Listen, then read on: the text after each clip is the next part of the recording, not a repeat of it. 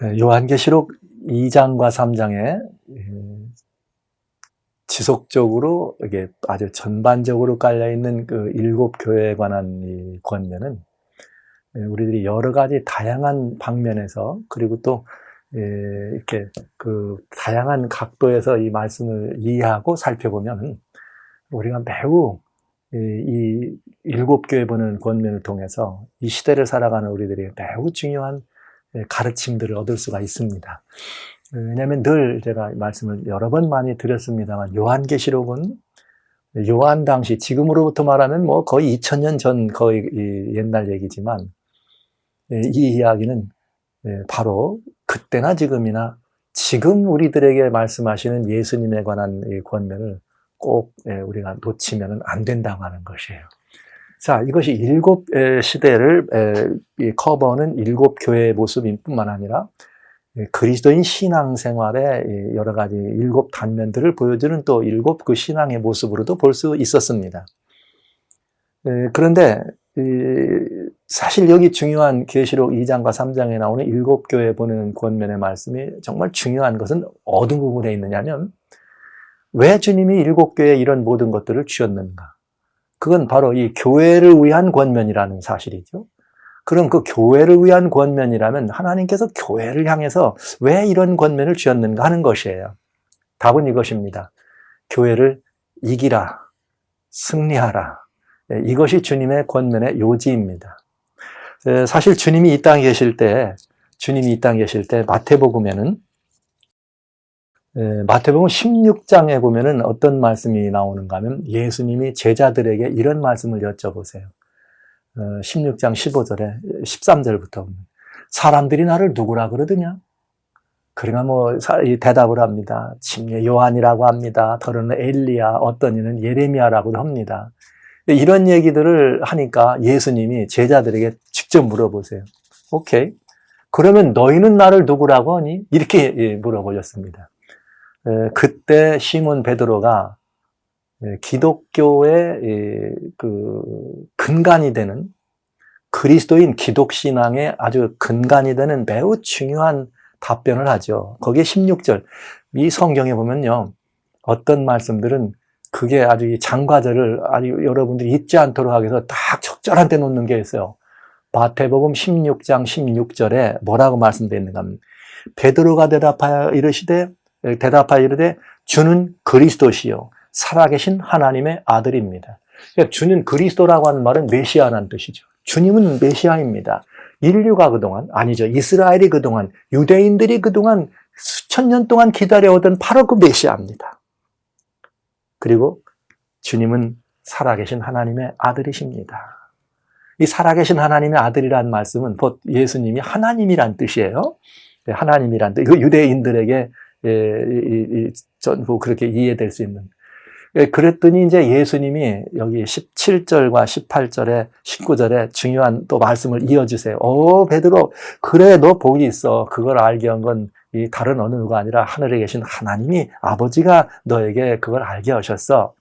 그러면서 16장 18절, 이번에는 16장 17절에는 기독교의 근간, 기독도, 즉 그리스도인 신앙의 근간에 대한 이야기를 했다면 이제 이 그리스도인들, 그런 그리스도인들이 주님을 머리로 모여진 지체가 되었을 때 이 지체가 모여져 있는 교회라고 우리 말할 수 있는 이 교회의 근간이 되는 교회의 아주 정말 중요한 목표에 대해서 주님이 말씀하시면서 교회를 세우십니다. 이렇게 세우세요. 또 내가 내게 이르되 18절 너는 베드로라. 내가 이 반석 위에 내 교회를 세우리니 음부의 권세가 이기지 못하리라. 내가 내 반석 위에 교회를 세운다 이렇게 하는, 기독교는 이렇게 말해요. 개신교에서는 이 반석이라는 말씀은 베드로를 말하는 게 아니고 베드로가 말한 신앙 고백이다. 또 천주교에는 바로 이 반석이 누구냐? 베드로가 파트로스, 이 바드로를 말하는 거다. 이렇게 하면서 서로 이렇게 이 각축을 벌이고 서로 의견의 일치를 보지 못하면서 이제 이렇게 이야기를 합니다. 그래서 천주교에는 베드로가 이 교회의 이 근본이기 때문에 초대 이 1등 이 교환이다. 또 이렇게 기독교에서는, 개신교에서는 아니라 이건 그 신앙의 고백 외에 이것이 여러분, 만약에 우리가 사이 좋은 관계라면 그 둘의 이야기 때문에 싸울 필요는 없을 것 같습니다. 어쨌든 예수님 십자가 후에 신약교회라고 하는 것은 예수님의 제자들을 통해서 시작됩니다. 그 근거를 성경은 얘기해 주셨어요. 신약교회는. 왜냐? 여러분 아시는 것처럼 요한계시록에는 21장에 보면 새하늘과 새 땅이 나오고 거기에 예루살렘 성전이 나와요. 그 예루살렘 성전이 나올 때 이 12진주문이 들어있어요. 그 12진주문은 누가 이름이 되어 있느냐? 예수님의 제자들입니다. 그런 다음에 이제 이 12 이렇게 이 성벽이 나옵니다. 이 성벽들에는 또 누가 들어있는가 하면 이스라엘의 12지파들의 이름이 거기 들어있어요. 그러니까 여기 예수님의 12제자가 주님의 이 십자가 이후에 세워진 이 신약 교회의 기초를 세워뒀는데 그분들이 주님이 거기에 세웠다고 하셔도 그건 뭘 그렇게 큰 문제가 되겠습니까? 또 반면에 예수님이 이렇게 물어보셨을 때 베드로가 주는 살아계신 그리스도이시요 이 살아계신 하나님 아들입니다. 이것이 이 반석이라는 의미다 할 때 또 그걸 또 그렇게 받아들이면 또 뭐가 그래 문제가 됩니까? 서로 의가 좋으면 아무 문제가 없겠죠. 사실 또 기독교 신앙의 기초가 바로 이 고백 위에 있는 것이니까요.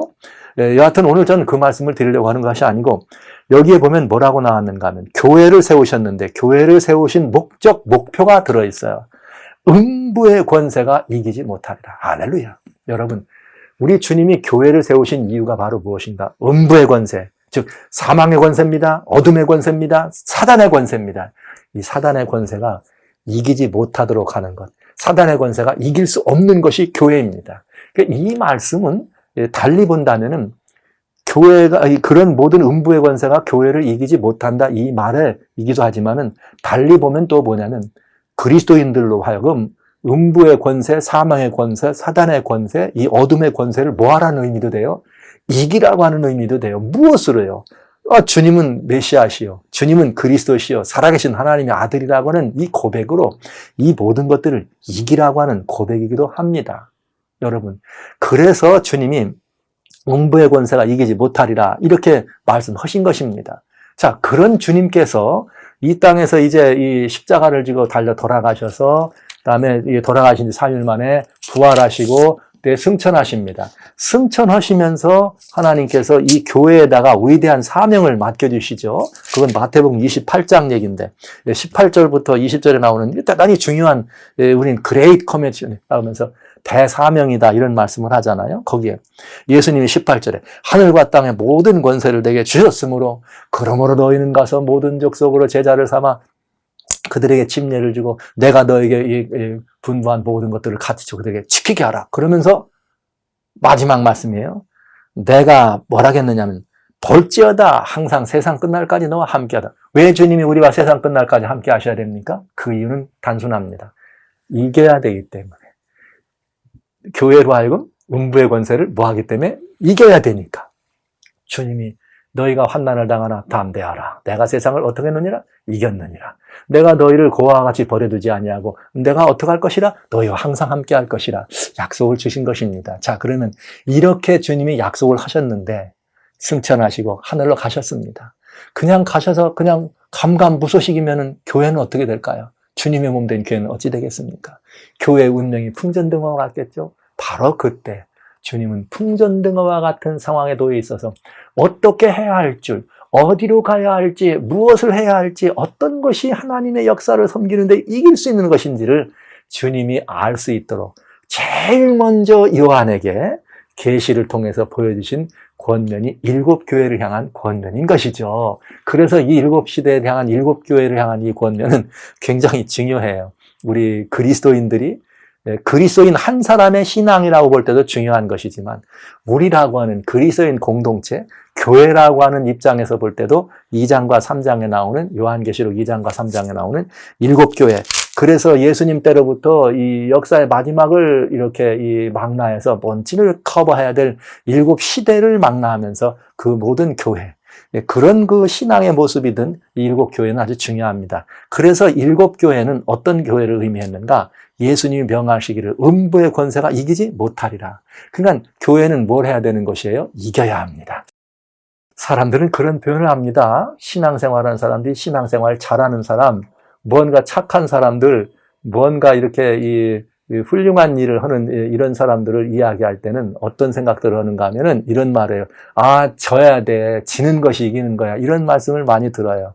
여러분, 교회는 지는 곳이 아니에요. 이기는 곳이에요. 절대로 이기는 자에게만 상급이 있지 지는 자에겐 상급이 없습니다. 자, 이것이 7교회를 통해서 우리들에게 주어지는 얘기죠. 오늘은 제가 이 시간에는 7교회 여기 2장과 3장에 나온 7교회를 통해서 교회를 승리로 이끄시는 예수님 얘기를 제가 하려고 그래요. 교회를 이기게 하시는, 승리로 이끄시는 예수님 얘기.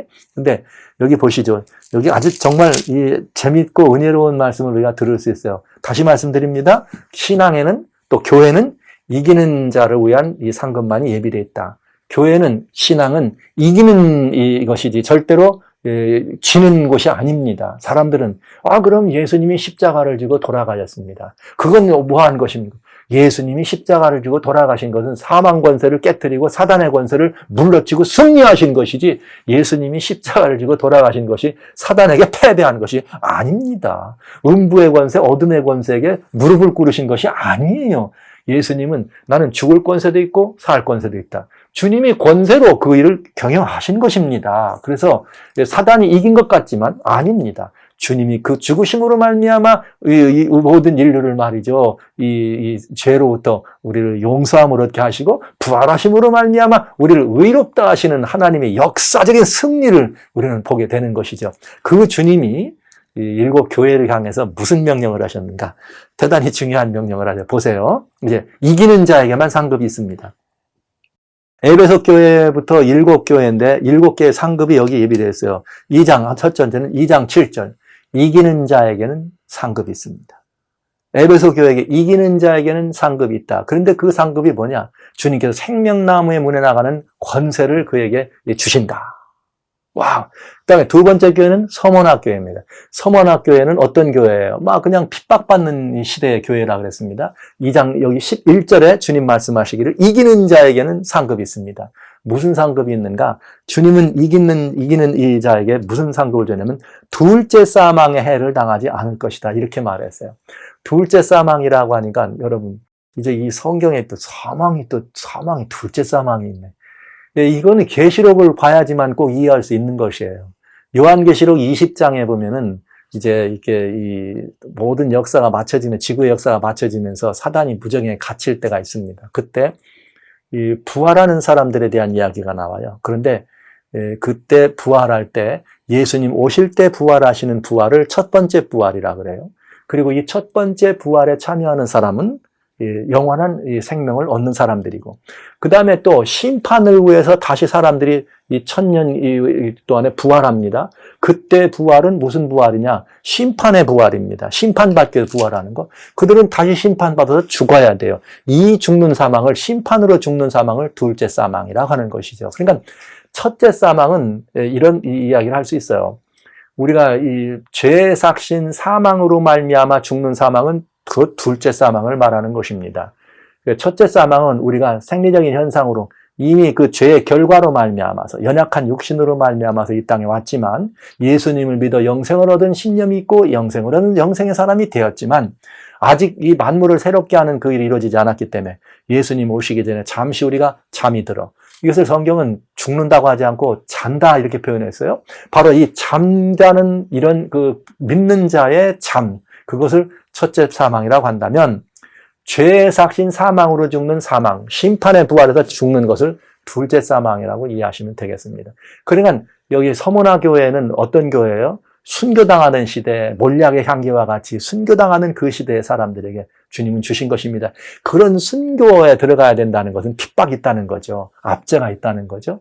그런 어떤 압제가 있고 환란이 있고 핍박이 있을지라도 거기에 굴복하지 말고 뭐하라? 이기라! 이기면 너는 뭐가 될 것이다? 둘째 사망. 즉, 이게 예수님 오시기 전에 이게 우리가 생리적인 그런 이 수면, 잠은 있을 수 있지만 심판의 부활에 일어났다가 죄의 삭신 사망으로 멸망하는 두 번째 사망은 없다. 이런 말입니다. 그러니까 이건 완전한 영생을 우리들에게 허락하신다는 약속이죠. 이것이 서머나 교회에게 주시는 하나님의 상급이었습니다.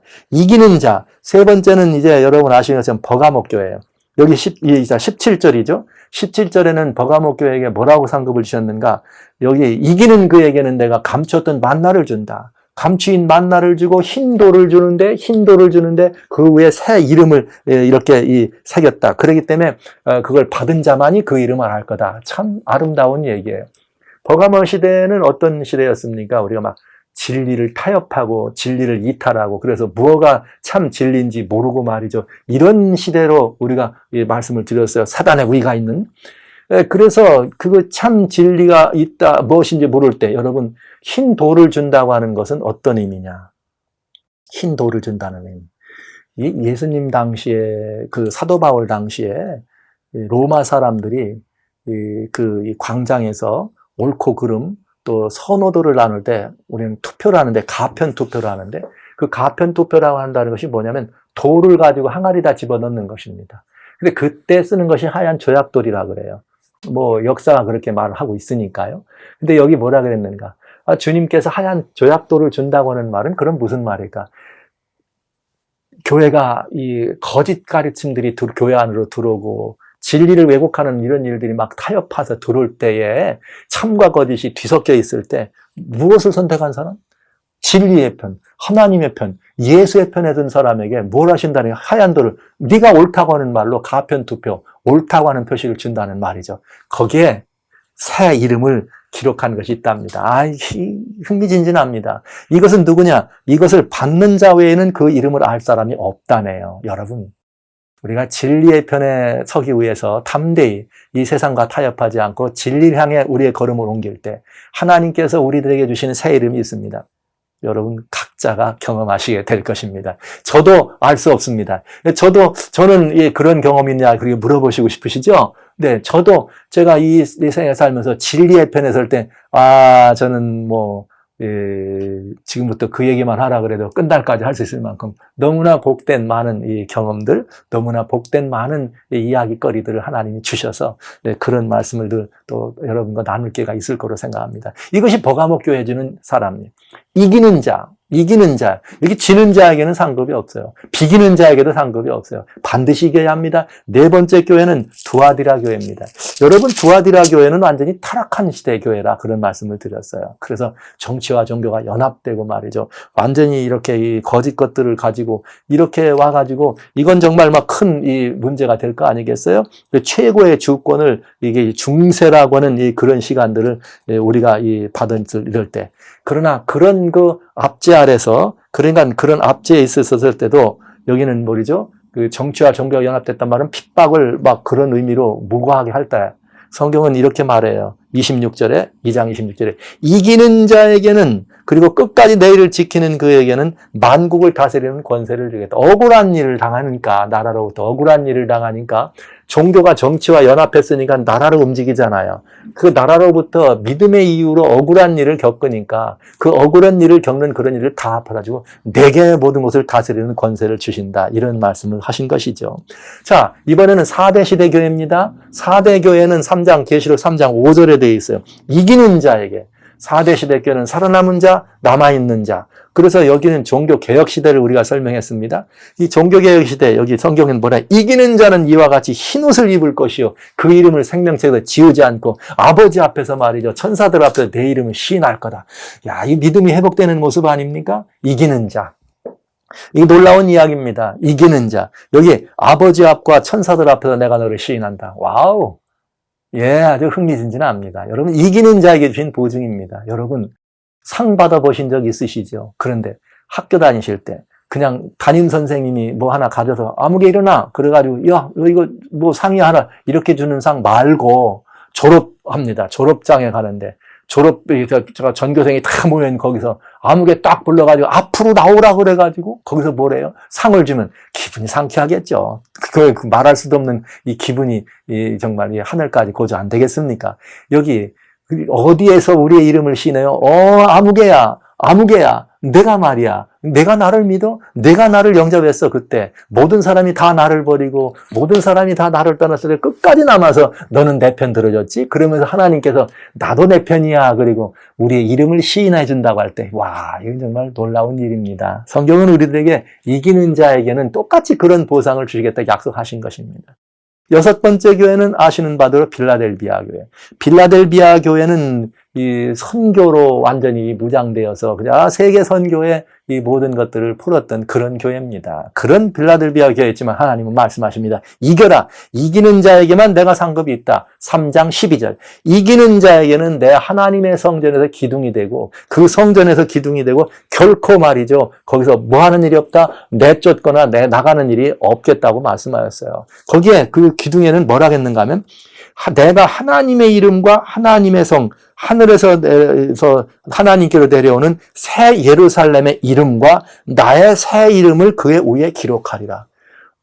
저 이게 아직도 궁금해요. 주님이 써주실 새 이름이 무엇일까? 하나님의 성전에서 여러분 천국을 선포하고 다닌 사람들입니다.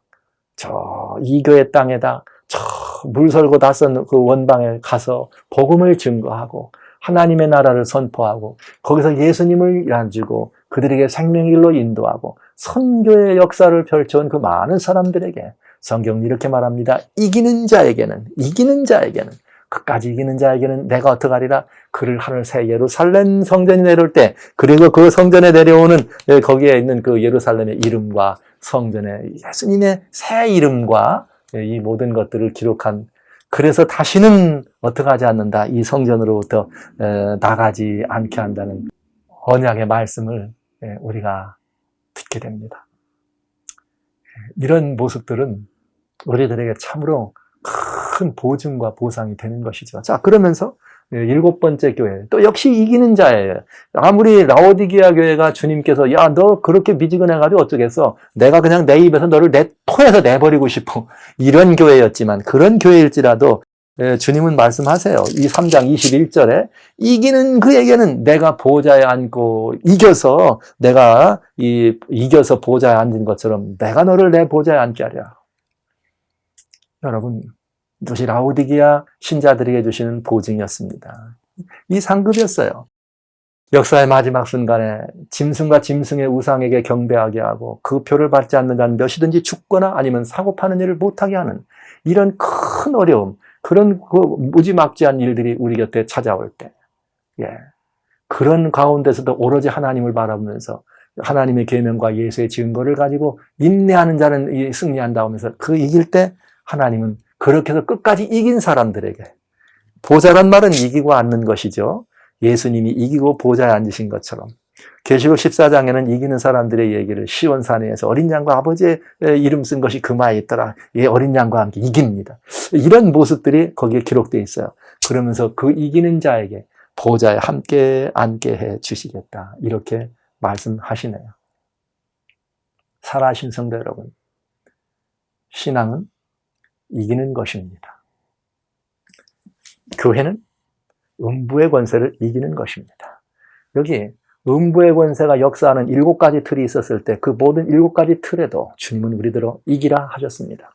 환난도 핍박도 또 아니면 거짓 것들이 진리를 왜곡하는 그런 때일지라도 또 아니면 또 어떻게 순교장에 끌려가야 될 아니면 우리가 순수한 성경만을 가지고 순수한 복음으로 살아갈 때도 왠지 좀 피로감이 올 때도 있잖아요. 예수님을 믿는다고 하면서 살아가는 많은 사람들이 그때부터 지금까지 계속 시간이 지나면서 왠지 모를 피로감이 와가지고 좀 신앙이 좀 해해졌다가 다시 일으키고 이런 모든 것들이 있을 때 주님은 말씀하십니다. 이기라고. 그런 모든 것들조차도 이기라고.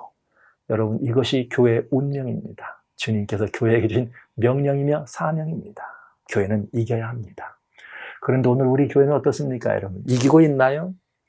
어떻게 이 세상이 교회가 세상을 이기는 것이 아니라 세상이 교회 안에 들어와서 교회가 세상 정신에게 지는 걸 우리가 많이 봐요.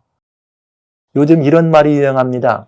교회가 세상을 염려해야 되는데 오늘날 이 마지막 때는 천발세라고 왠가 세상이 교회를 염려한답니다. 이런 시대가 되었습니다. 세상이 교회를 염려하는 시대. 이런 시대는 이기는 교회가 아니란 말씀이죠. 이제는 아닙니다, 여러분. 요한계시록은 우리들에게 말씀해 주십니다. 교회가 세상을 이겨야 된다고. 어둠의 권세를 이겨야 된다고. 교회가 어둠을 이길 때 세상은 교회를 향해 나오지 않겠어요? 교회가 어둠을 이기고 열방의 빛으로 높이 등길 때 세상은 교회를 향해 다가오지 않겠습니까? 교회는 이겨야 합니다. 이기는 곳입니다. 이기기 위해서 해야 될 일이 있습니다.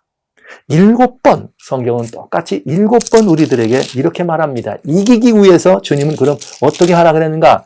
요한계시록에 말씀하시는 2장 7절, 귀 있는 자는 성령이 교회하는 말을 들으라. 여기 똑같이 11절, 귀 있는 자는 성령이 교회하는 말을 들으라. 17절, 귀 있는 자는 성령이 교회하는 말을 들으라. 주님 여기서 말씀하십니다. 29절, 귀 있는 자는 성령이 교회하는 말을 들으라.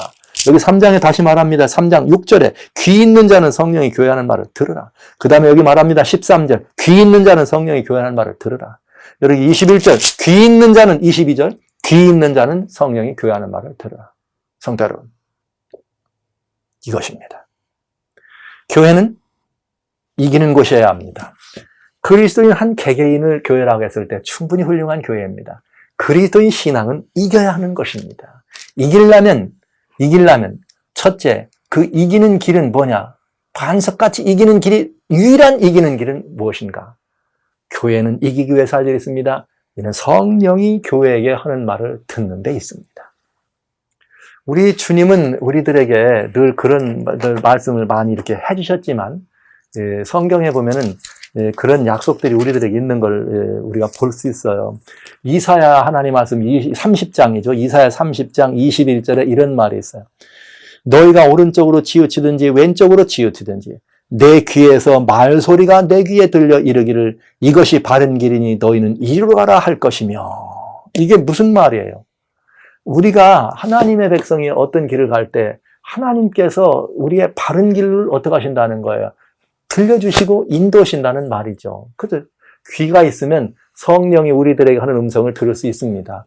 이 길이 정로다, 이 길이 정로다, 이리로 가라, 그리 가면 안 된다. 이렇게 일러주시는 성령의 음성을 들으라는 것입니다. 이것이 교회가 이기는 유일한 비결입니다. 근데 오늘날 여러분 어떠세요? 우리 이 교회가 성령의 음성을 듣고 교회가 그 성령의 이런 이 모든 것들을 따라간다고 보십니까? 아니면 이 교회가 어떻습니까? 교회가 이미 사람의 소리로 가득 차 있는 것 같은 느낌이 들지 않으세요? 이것은 이기는 교회가 아닙니다. 이기는 조건도 아닙니다. 저는 여러분들에게 이렇게 말씀하실 수 있습니다. 오늘 성령께서 오늘 우리들에게 주신 말씀처럼 교회가 성령에게 하는 말씀을 들으라 할 때 우리는 기쁨으로 이 말씀을 영접해야 돼요. 기쁨으로 이 말씀을 영접하고 기쁨으로 영접하고 그 말씀에 뭐합니까? 순종하는 것입니다. 그래서 우리가 성령이 우리에게 말씀하실 때 우리는 이 말씀에 순종하면 우리 개인에겐 구원이 임하는 것이요 우리 교회에겐 승리가 임하는 것입니다. 이 말씀은 마태복음 12장에도 잘 나와 있어요. 마태복음 12장 31절 32절에 보면 우리가 성령에 대해서 거역하지 말라. 너희가 성령을 거역하지 말라. 너희가 말로 성령을 거역하지 말라. 혹시 너희가 말로 인자를 거역해도 용서받을 길이 있다. 그러나 성령을 거역하면 용서받을 길이 없다고 나와요. 무서운 얘기입니다. 살아가신 형제자매 여러분, 성령께서 이사야 말씀처럼 우리 뒤에서 혹은 우리 어디서든 우리들에게 말씀하십니다. 우리가 귀만 기울이면 하나님께서 하시는 말씀을 들을 수 있습니다. 우리가 귀만 기울이면 우리의 양심을 통해 들려진 성령의 음성도 들을 수가 있습니다. 들을 때 거역하지 마시고 우리는 그 말씀을 영접하고 그 말씀대로 순종하는 것입니다. 영접한다고 하는 것과 순종하는 것은 조금 다르죠? 아니 이번엔 말씀을 성령을 거역하고 회방한다. 와 이건 무서운 얘기죠. 여러분 어떠세요? 성령의 말씀을 우리에게 임할 때 우리 양심을 깨우치는 말씀을 거역하고 회방할 때 있잖아요. 그건 아주 매우 위험한 일입니다. 여러분 오늘 이 시간 우리는 다시는 그런 길에 들지 마시고 하나님의 말씀을 통하여 우리들에게 주시는 성령의 음성, 이 성령의 음성이 우리에게 들릴 때, 말씀을 읽으실 때 혹은 말씀이 들릴 때, 길을 지나갈 때나 앉았을 때나 어떤 일을 할 때 들려주시는 하나님의 음성으로 혹은 말씀으로 혹은 목사님의 말씀으로 설교로 어떤 이들의 좋은 말씀으로 여러분의 인생의 길, 여러분의 삶의 모습을 이렇게 규정해서 이리로 가시오 저리로 가시오 하는 아름다운 음성이 들려갈랑 거역하지 마시고 순종하십시오. 우리는 이것이 다 성령을 영접하고 성령의 말씀을 회방하지 않고 우리가 따라가는 길이 될 것입니다. 여러분, 우리가 성령의 말씀을 영접한다는 것은 마음으로 믿는다는 것입니다. 그리고 순종한다는 것은 그걸 행동으로 옮긴다는 것입니다. 그래서 여기 로마서 10장 10절에 유명한 너무나 중요한 구속이 있지. 마음으로 믿어서 하나님과의 관계가 온전하게 됩니다. 의에 들어갑니다.